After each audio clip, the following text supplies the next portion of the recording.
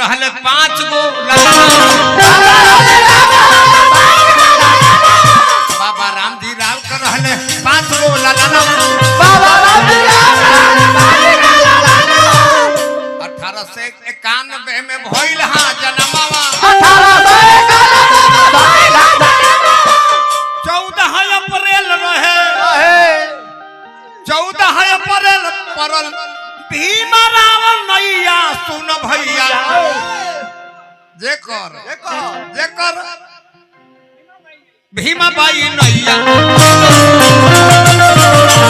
भीमा बाई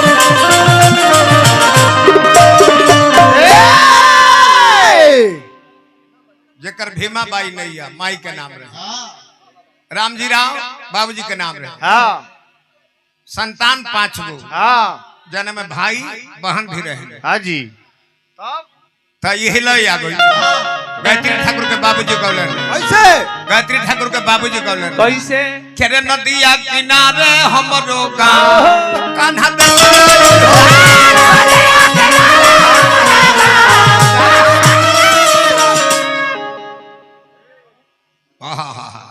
बाबा साहेब के हम कहानी सुनावो तानी बाबा साहेब के हम कहानी सुनावो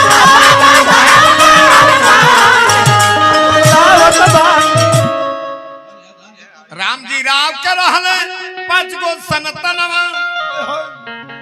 और के पहला बोली राम तुझे आनंद ललन अरे मधुर बजाओ पहला बोली राम तुझे आनंद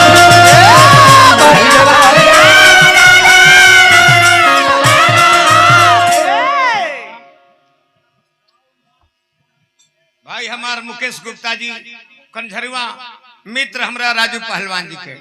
हार्दिक अभिनंदन शुभकामना बोली राम जी दूजे आनंद जी तीसरा अंबेडकर महाज्ञानी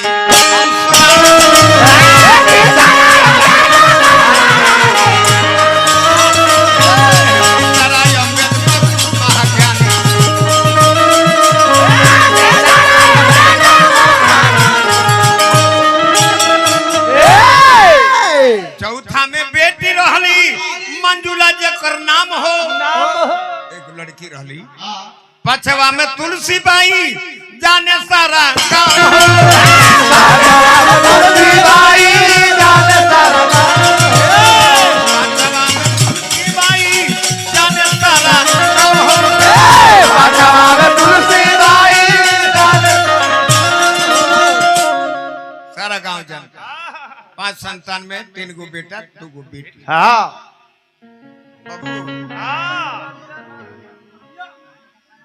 हमने के वो चीज ना है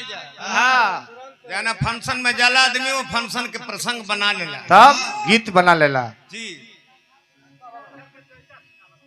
दो अक्षर के चोइता गा देता तो जानतर जे ब्यास हो ब्यास हवा की खाए का हवा ब्यास के ना ए में कमी नहीं है देखा हम झूठ ना बोलो और सब अश्लील बोले वाला ना हो तनी एगो अश्लील भाषा बोलले रहे हैं वो माइक हटा देले रहे हैं कटिया ना कर ना ई कलर ला गलती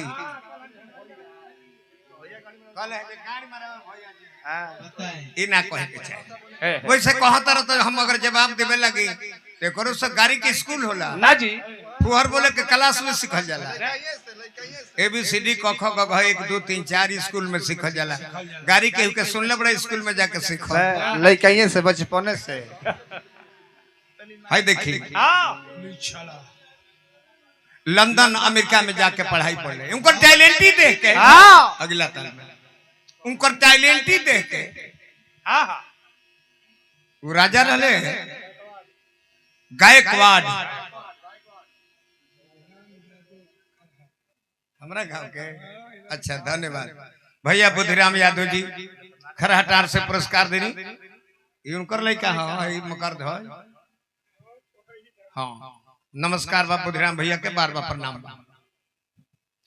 अब देखिए महाराज टैलेंटी देख के उनकर शिक्षा उनकर पढ़ाई लिखाई विद्यार्थी इतना तेज भइलन कि गायकवाड़ हमारा देश के राजा उनका के कोलंबिया भेजले। आ कोलंबिया में जाके बैरिस्टर के डिग्री लेके उनका लगे 30 गो डिग्री रहे। लास्ट में बैरिस्टर के डिग्री लेके अले भारत में। तो भारत में जब अले तो बड़ी उतार चढ़ाव रहे, फ्रॉड माइंड के जे लोग रहे। देखिए गलती का हो, आज हिंदुत्व तो कमजोर हो गई बा। कहाँ है ये जे तरह घर के डांगर मरल बा तारा लगे क्षमता नहीं उठा के ले जाए। आ जे तार द्वार के सफाई कर दी ओकरे के तू अछूत बना दी। अब इससे बड़ डेंजर काम का ये तारा द्वार के साफ कोई आ ओकरे के तू अछूत साबित कर दे। पासवान लो सुअर पालन कोई हिंदुत्व के रक्षा खातिर मुगल साम्राज्य में गांव के बहरी रोड पर बस के सुअर पालन कोई कि मुसलमान भाई लोग सुअर के देखे लो तो तौबा तौबा तौबा उतारे हिंदुत्व के रक्षा कोई लो तुमका का छूत बना दे। गलती सबसे महान भइल बिया। इ तो कहीं जे अंबेडकर जी संविधान के रचना कइले वो संविधान लागू होत ना रहे। के लगाओ के इंदिरा गांधी बीपीसी न तो लगले न रहे कोनो नवे न बनल। 7 जना रहे।